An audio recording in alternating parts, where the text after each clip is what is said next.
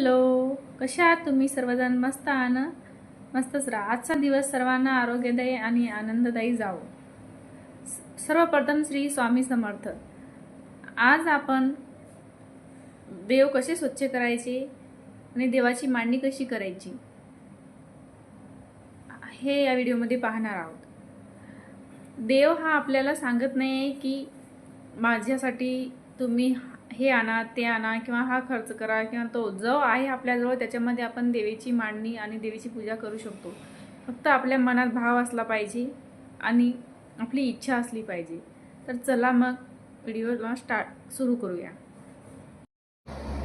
देवांना कशी अंघोळ घालायची, कसे उजळायचे, आज या व्हिडिओमध्ये आपण पाहणार आहोत. देवाचे भांडे आणि सर्व देव घासून घेणार आहोत.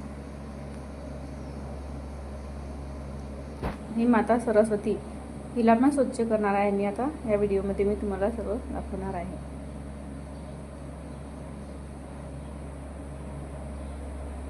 चला तर मग स्टार्ट करूया.